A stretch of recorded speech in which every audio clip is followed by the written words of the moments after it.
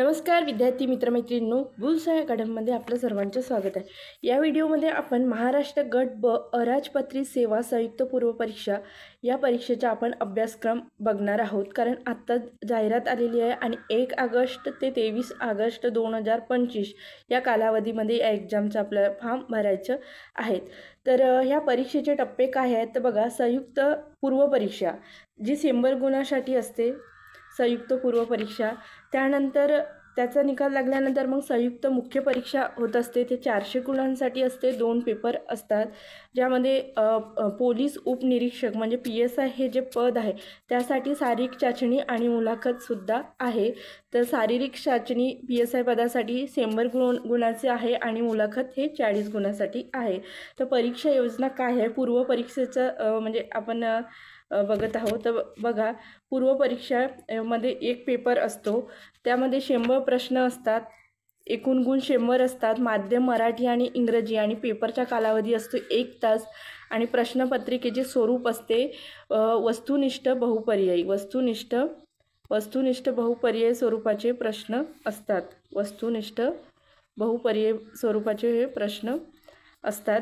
तर यामध्ये negative marking म्हणजे नकारात्मक गुणदान प्रत्येक चुकीच्या उत्तराकरता 25% म्हणजेच 25% किंवा 1/4 एवढे गुण एकूण गुणामधून वजा किंवा कमी करता येतात। म्हणजे कसं, तर आपले 4 प्रश्न जर आपण सोडवलेल्या प्रश्नामध्ये 4 प्रश्न चुकीचे झाले तर आपल्याला मिळालेले जे म्हणजे बरोबर उत्तर आहे त्यामधून एका प्रश्नाचं गुण कमी होत असते, म्हणजे 1 गुण कमी होत असते 4 प्रश्न चुकले तर।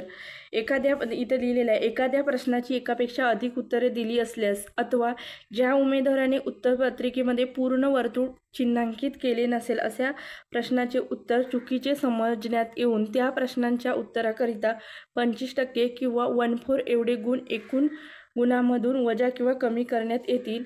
वरीलप्रमाणे कार्यपद्धतीचा अवलंब करताना एकूण अंतिम गुणाची बेरीज अपूर्णांकात आली तरीही ती अपूर्णांकातच राहील व पुढील कारवाई त्याच्या आधारे करण्यात येईल।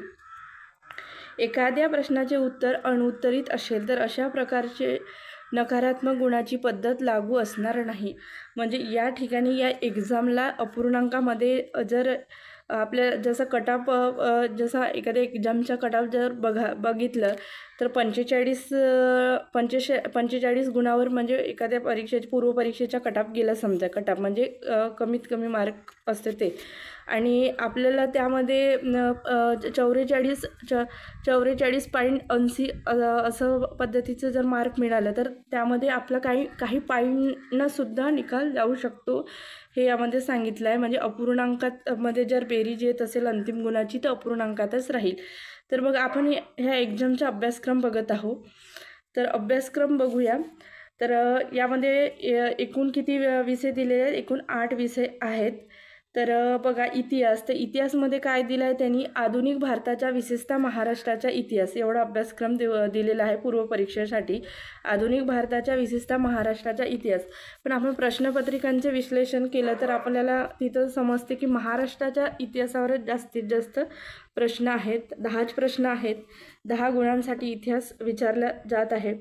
भूगोल, तर भूगोलमध्ये काय दिलं आहे, महाराष्ट्राच्या भूगोलाच्या विशेष संदर्भासह पृथ्वी, जगातील विभाग, हवामान, अक्षांश, रेखांश, महाराष्ट्रातील जमिनीचे प्रकार, पर्जन्यमान, प्रमुख पिके, शहरे, नद्या, उद्योगधंदे इत्यादी। तर यामध्ये अभ्यासक्रममध्ये एवढं सर्व दिलेलं आहे। आता 10 प्रश्न यावर असणार आहेत। भूगोल यावर 10 प्रश्न आलेले आहेत। आता 2-3 पेपर झाले तर 2023-24 मध्ये। तर यामध्ये सर्वात जास्त प्रश्न हे महाराष्ट्राच्याच भूगोलवर आहेत। 2 किंवा 3 प्रश्न हे अदर आहेत, म्हणजे भारताचा भूगोलवर आहेत। त्यानंतर आपण अर्थव्यवस्था विषय बघूया। यामध्ये अभ्यासक्रमामध्ये दिले आहे भारतीय अर्थव्यवस्था, यामध्ये राष्ट्रीय उत्पन्न, शेती, उद्योग, परकीय व्यापार, बँकिंग, लोकसंख्या, दारिद्र्य व बेरोजगारी, मुद्रा आणि राजकोषीय नीती, आणि शासकीय अर्थव्यवस्था, त्यामध्ये अर्थसंकल्प, लेखा परीक्षण। तर हे अर्थव्यवस्थेवर 15 प्रश्न येत असतात। त्यामध्ये राष्ट्रीय उत्पन्न आहे, शेती आहे, जसं उद्योग आहे तर उद्योग ह्या चालू घडामोडीमधून प्रश्न येत असते। बँकिंगवर प्रश्न येतो, लोकसंख्या, दारिद्र्यावर येतो आता करंटमध्ये, आणि जे अर्थसंकल्प आहे याच्यावर तीन चार तरी प्रश्न असतात. म्हणजे अर्थसंकल्पाच्या म्हणजे काही संकल्पनात्मक काही प्रश्न असतात ना, काही करंटमधील असतात. तर अर्थव्यवस्थेवर 15 प्रश्न असतात. चालू घडामोडीमध्ये काय दिलेलं आहे, तर जागतिक तसेच महाराष्ट्रासह भारतातील, म्हणजे आपल्याला महाराष्ट्रातीलही चालू घडामोडी, भारतातील आणि जागतिक असं सर्व चालू घडामोडी करणे आहे. आणि यामध्ये 15 गुण म्हणजे 15 प्रश्न 15 गुणांसाठी असणार आहेत. त्यानंतर राज्यशास्त्रामध्ये असं दिलं नाही की राज्यशास्त्रामध्ये कोणतं, तर सर्वच राज्यशास्त्र आपल्याला करावं लागणार आहे.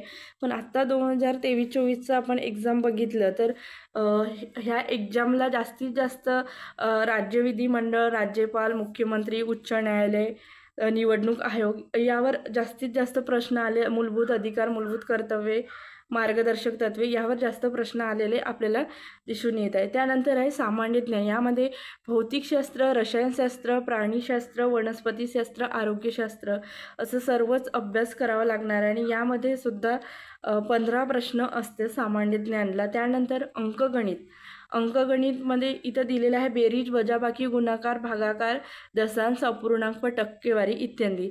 अभ्यासक्रमामध्ये असं नुसतं म्हणजे बेरीज, वजाबाकी, गुणाकार, भागाकार, दशांश, अपूर्णांक व टक्केवारी एवढं देऊन ठेवलं असलं तरी आयोगाचं पेपर बघितलं तर गणिताचं लेवल तसं मीडियमच आहे, टफ मीडियमच म्हणता येईल. पण प्रॅक्टिस न होते वेळेसच तिथं म्हणजे मॅनेज करावं लागते. बुद्धिमापन चाचणी, उमेदवार किती लवकर व अचूक विचार करू शकतो हे आजमावण्यासाठी हे प्रश्न असतात. तर अंकगणित 10 प्रश्न असतात आणि बुद्धिमत्ता चाचणी 10 प्रश्न असतात. म्हणजे हे 10-10 गुणासाठी आहे. हे 2024चं 9 ऑक्टोबर 2024चा हा अभ्यासक्रम आहे ग्रुप बीसाठी. तर आपण या व्हिडिओमध्ये काय, तर परीक्षेचे या महाराष्ट्र गट व अराजपत्रित सेवा संयुक्त पूर्व परीक्षा म्हणजे कंबाईन ग्रुप बी प्रिलियम एक्झाम, तर या एक्झामचं आपण काय परीक्षेचे टप्पे, प्रश्नपत्रिका पूर्वपरीक्षेची कशी राहणार आहे ते, आणि म्हणजे नकारात्मक गुणदान पद्धत कशी आहे, आणि अभ्यासक्रम आपण या व्हिडिओमध्ये बघितला आहे. जर तुम्ही या चॅनलला नवीन असाल तर चॅनलला सबस्क्राईब करून घ्या आणि तुमच्या मित्रमैत्रिणीपर्यंतसुद्धा शेअर करा.